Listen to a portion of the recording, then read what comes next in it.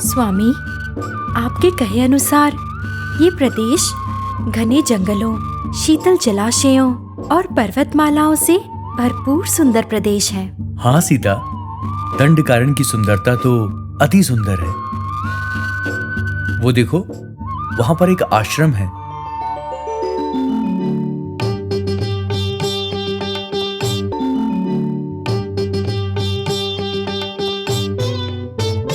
स्वामी, एकांत में बना हुआ ये आश्रम किसका हो सकता है?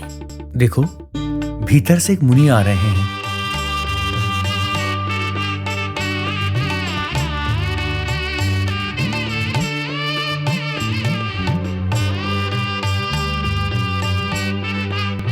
दंडकारण्य की भूमि पर आप दोनों दंपत्ति को हमारा प्रणाम स्वीकार हो। अपना आशीर्वाद दीजिए। मर्यादा पुरुषोत्तम श्री राम और आपके अनुज लक्ष्मण एवं आपकी पत्नी सीता को भी हमारा कोटि कोटि आशीर्वाद। हे ऋषिवर, कौशल नरेश, अयोध्या नगरी के महान चक्रवर्ती महाराज श्री दशरथ के 4 पुत्रों में से सबसे बड़ा पुत्र मैं राम हूं। ये मेरा अनुज भ्राता लक्ष्मण और ये मेरी धर्म पत्नी मिथिला नगरी के राजा जनक महाराज की सबसे बड़ी पुत्री सीता है।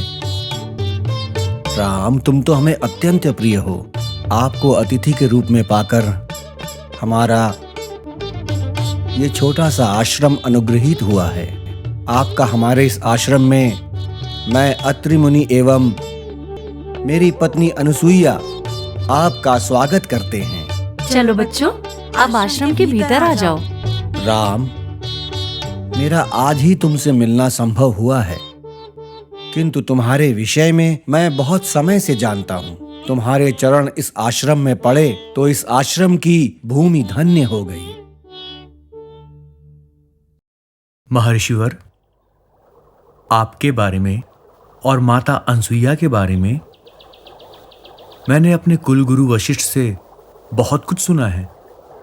काम, क्रोध, मोह, इन सभी इंद्रियों पर नियंत्रण करके भगवान की कृपा से आपने परम महात्मा और परम योगी होने की उपाधि प्राप्त की है। आपके आश्रम में आकर तो मैं धन्य हो गया।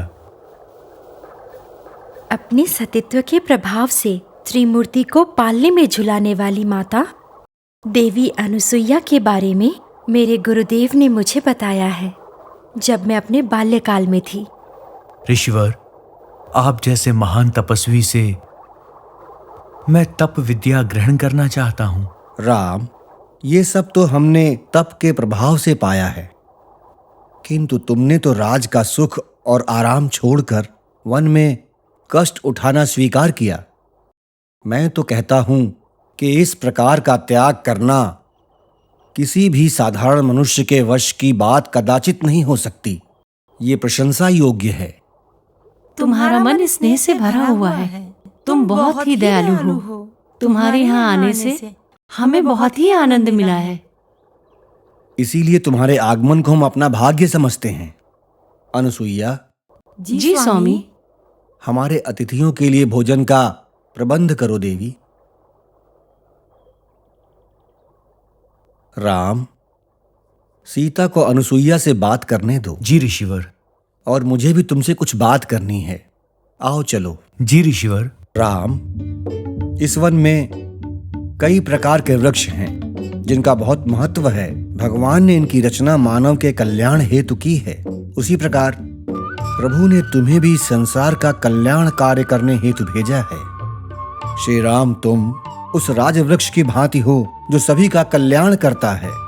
जानते हो, तुम तो उस चंदन के वृक्ष के समान हो जो अपनी सुगंध को समस्त संसार में प्रसारित करता रहता है। ये हमारा और इस धरती का सौभाग्य है कि तुम अपने अनुज के साथ इस वन में पधारे हो। तुम्हारे व्यक्तित्व की सुगंध यदि हमें भी मिलेगी तो हमारा जीवन धन्य हो जाएगा।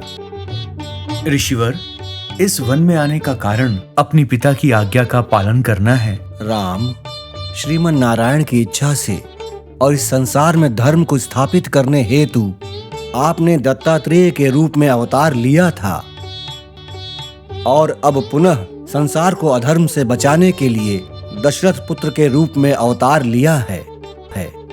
पिता की आज्ञा का पालन करना ये तो केवल तुम्हारी लीला है और इस लीला से हम सबका जीवन धन्य होगा। ऋषिवर, राम पहले कभी बालक रूप में दर्शन किए थे, किंतु आज एक महान मानव के दर्शन कर रहा हूं। आपने मुझे ये जो अवसर प्रदान किया है, इसके लिए मैं आपका अत्यंत अनुग्रहित हूँ। सीता, विश्वास नहीं होता, तुम कितनी सुंदर लग रही हो। माता, आप एक ऋषि अर्धांगिनी हैं। आपको ये आभूषण कैसे प्राप्त हुए? देवी सीता, मैं प्रजापति की पुत्री हूँ। ये मेरे विवाह के आभूषण हैं। यहाँ आने के बाद मैंने इन आभूषणों का परित्याग कर दिया था। इस आश्रम में ये आभूषण व्यर्थ हैं। हम तपस्वी लोग हैं, हमें इनकी आवश्यकता नहीं। क्या करेंगी इनका? पुत्री, ये मेरी ओर से तुम्हारे लिए उपहार हैं। इन आभूषणों को अपना स्त्री धन समझना। एक विवाहित स्त्री के लिए ये मंगलसूत्र सौभाग्य का चिन्ह होता है। पुत्री सीता तुम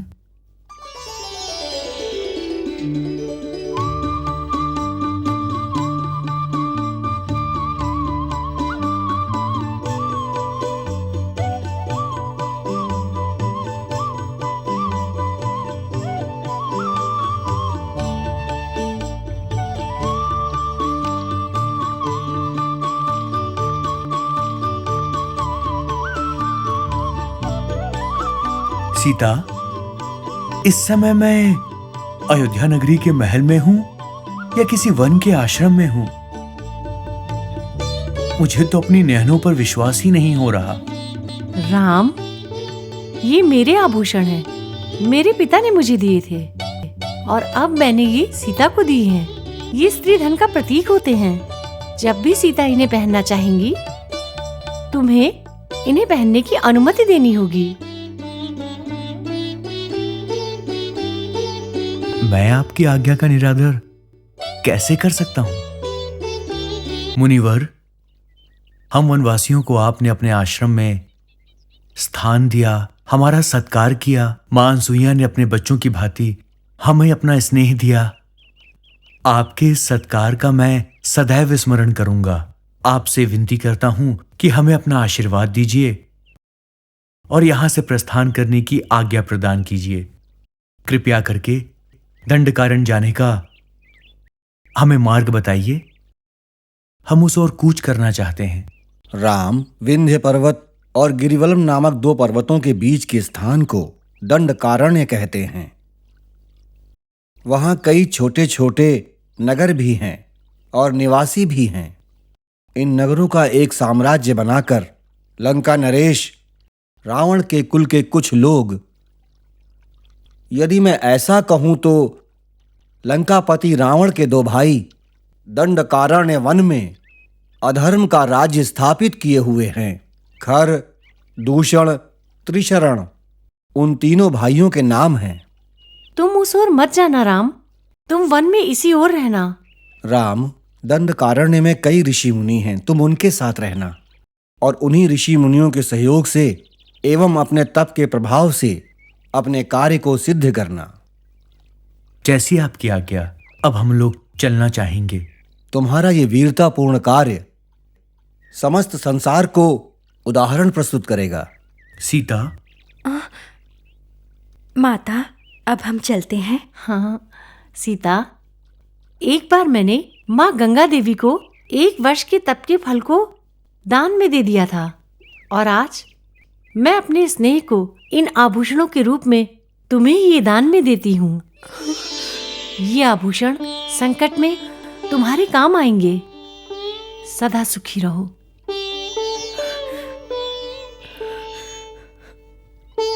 रो मत पुत्री। माता,